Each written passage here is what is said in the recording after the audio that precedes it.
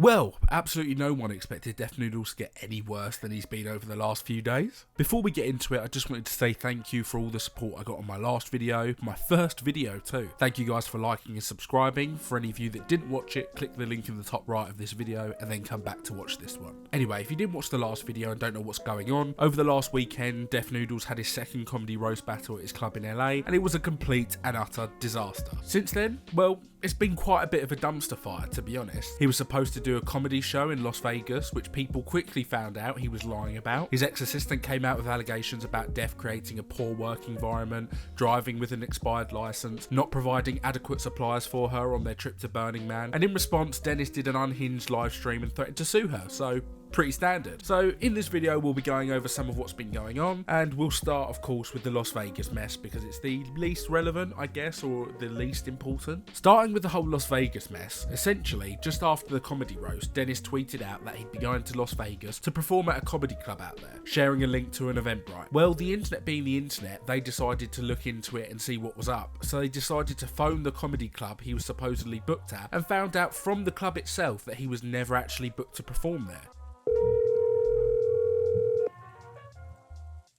LA Comedy Club. Yo, what's up? So I'm calling to ask if I heard this guy Dennis Feitosa was performing tonight at 11:30, but I clicked on the Eventbrite link to buy tickets and it says the event is unavailable. Yeah, he's not performing. I've never heard of the guy. You've never heard of the guy?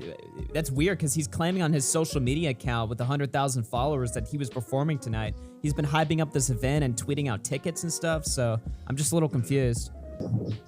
Yeah, I'm confused myself. I've gotten like 2 calls about this guy. I've never heard of him. We have sometimes comics show up to my club expecting what we call a guest spot, which is like a quick little 5-minute like audition or something. Yeah. Maybe he assumed he's doing that. I don't know. I've never heard of the guy, so. Wow, it's fucking crazy, man. All right, well, thanks for letting me know at least. All right, no problem. Dennis, in his most recent live stream, which I've been talking about, shared his side of the story. And his side of the story basically was that he was invited out by another comedian and the situation to him fell off the entire trip. The clubs were supposedly pulling Dennis off their lineups because of the number of calls they were getting from people on the internet. I think he's pretty sure that these shows and his spot on them were fake anyway, and maybe that the comedian wasn't exactly being truthful. Steve, his co-host on the podcast, also said that the whole thing fell off to him when he heard about it. So to be honest, I'd probably put this down to Dennis was probably lied to by someone he didn't really know, and he was probably unaware going into it that it wasn't real. To be honest, it's a nothing burger at the end of the day, but it was of course something Dennis had to have a freak out over, so I guess it was relevant enough for me to talk about in this video. Moving on, we're going to be talking about the allegations from Dennis's ex-assistant, Tiana. Not a lot of people had actually seen these to begin with because, surprise surprise, nobody actually knew what her social media was, and she never actually mentioned Dennis by name in her videos. It got out to the rest of the internet and eventually Dennis because Schizos found it, but the majority of her audience had no idea who Dennis was. She didn't name him and she didn't allude to who she was talking about either, so there was no one really in her general audience who would have known that she was talking about Dennis in particular. So originally she was talking on a TikTok live stream, I believe, and she said this. Yeah, I quit my job because, I'll make a story time about it, but my boss is like, kind of like crazy, and it was just not a good work environment. And then he took me to Burning Man with no fucking water or preparation at all.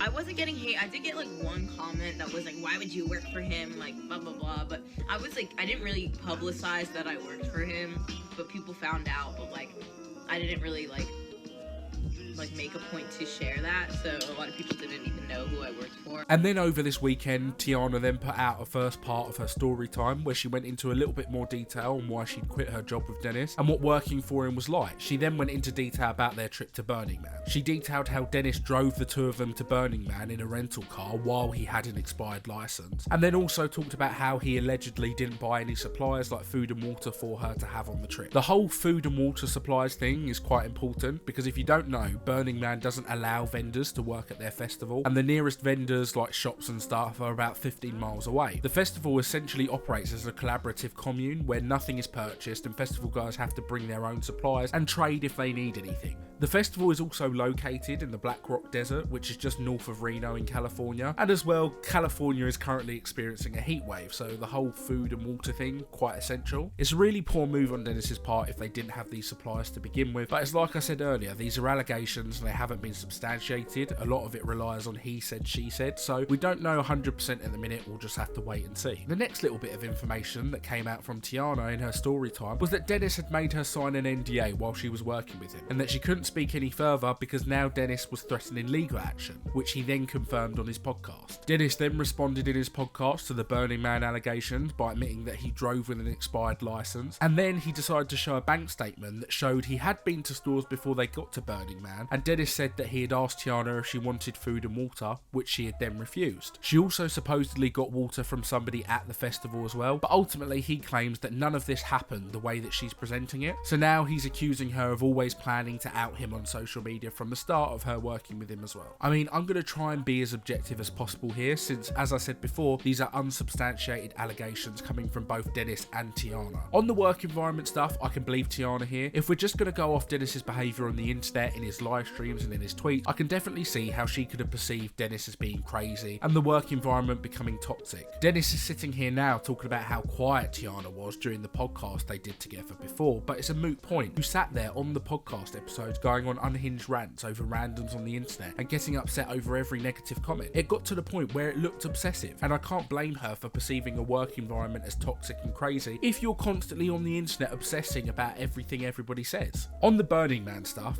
look, we'll never know what actually happened. Dennis providing bank statements doesn't really prove anything like he thinks it does. He could have bought her food at a restaurant, but it doesn't prove that he bought enough food for the whole 2 days that they were there, and a bank statement doesn't account for any conversations that went on during that time or what was bought. Secondly, it's also Dennis's job as her boss to make sure that he has essentials like food and water for the festival, regardless of whether or not Tiana has asked for them. It's a safety thing, and it shouldn't really rely on Tiana's opinion. It's in the desert, it's hot, it's common sense. With the lawsuit and the NDA, how fucking ridiculous. Firstly, since when was an NDA ever necessary for an assistant to a YouTuber with a dying YouTube channel who runs a small comedy club in LA? And secondly, what do you gain from suing a 21-year-old girl who's been very open about her financial struggles while living in LA? Where is the win for you? Is it the money? Is it the reputation? I don't get it. I just don't get it. Despite all of his receipts, a lot of Tiana's experiences come from her own personal perception of events. You can't sue someone for defamation because they've said that they didn't like the toxic work environment, because at the end of the day,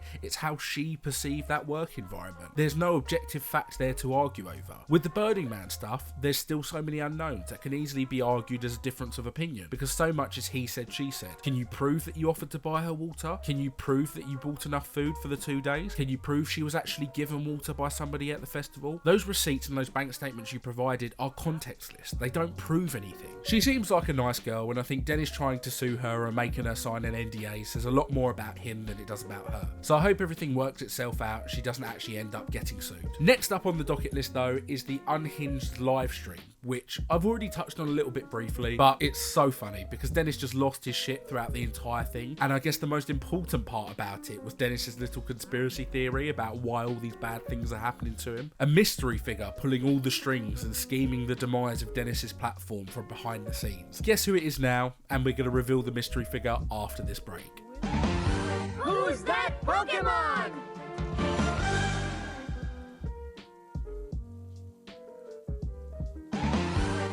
Let's get into the news!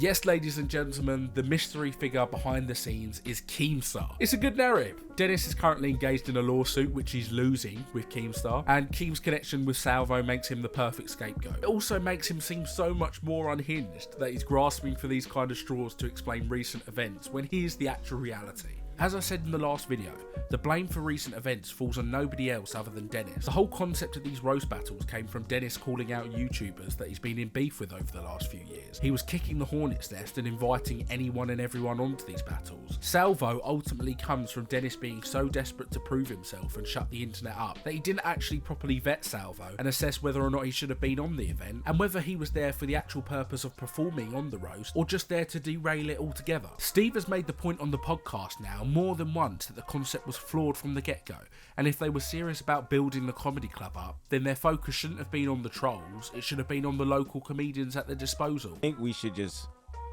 rather than placating to the trolls, which I feel like kind of what happened coming into building out what we're building, it came into like, oh shit, y'all talking shit, all right, well, come down there and talk shit. Yeah. And then that energy led into, it became an overlap between general real interest and then the trolls, and it's like now we're splitting who we're performing for. What we're, and honestly, I think it's a matter for. I think it's a matter of time before these people are just gonna book people on the show who can't perform. Yeah. The internet is so unpredictable and volatile, and it shows so much hubris on Dennis's part to think that he could tame that and turn it into a working event. I mean, you've built up a dedicated hateful opposition on the internet, and your genius move was to invite people from that opposition onto a show where you've got serious working comedians who are trying to make their name. It makes no sense, and it's just flawed altogether. And like I said yesterday, a lot of this comes from Dennis reaping the reputation that he sowed on the internet. His ego drove him to invite someone he didn't fully understand onto one of his shows, and it ended up biting him in the arse. He let down Steve and all the other comedians that were there just to do their jobs because he made it about himself. This is what I want to say. For all the comedians that I invited to the show, I apologize. Like, you guys weren't fully aware of the bullshit, and there was no way to fully tell how this shit was gonna plan or even how it was gonna facilitate, because it was something new that was going on. It was like, you're playing to an audience that's going to be trolling, and then you're also playing to an audience that actually has a general, a genuine interest and respect and,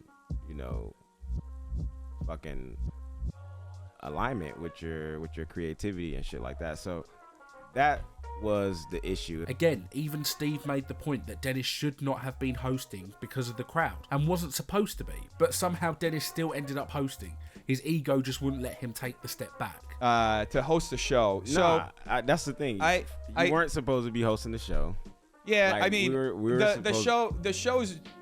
I have to host the show because people tune in. Like, you know what I mean? Like, I don't know. We had a whole thing. We had a whole thing split. Like, we can't acquiesce to the trolls just because they're gonna show up here and troll. Like, I can't. The show's my show, right? I have to be able to host my show, and it's not because people are showing up here to troll that I have to hide the whole show, because then it's not going to help out. No, the real thing is that I kept them in the show. I would suggest again that Dennis begins to separate his internet presence with the comedy club. Take the club back to basics and just have it be comedians doing the shows. Make it its own YouTube channel on Twitch and still live stream it and interact with the online audience, but don't have it intersect with the audience you currently have at the minute. You have to deal with the fact now, Dennis, that your internet baggage is dragging it down, and the right thing for you to do for the club, for your friends, and for the comedians you want to shine a light on would be just to separate them entirely. And I want to say something directly to Steve as well. I'd like to say that you should know by now that Dennis's internet clout will always be more important to him than what you guys are trying to build at the comedy club. I understand that this club is important to you, and at the end of the day what you're trying to build with your friend is important, but you have to understand that at the end of the day he's harming your brand and the brand of the club and its image, and it's essentially risking what you're trying to build. How much longer is it going to be worth it? Anyway, that's all from me today, guys. I hope you enjoyed the video, and we'll be back soon with another one. Remember to like and subscribe because it always helps the channel out. I noticed that about 50% of you who watched yesterday's video weren't subscribed, so let's try and sort that out. Thank you guys so much for all the love and support, and we'll see you in the next one.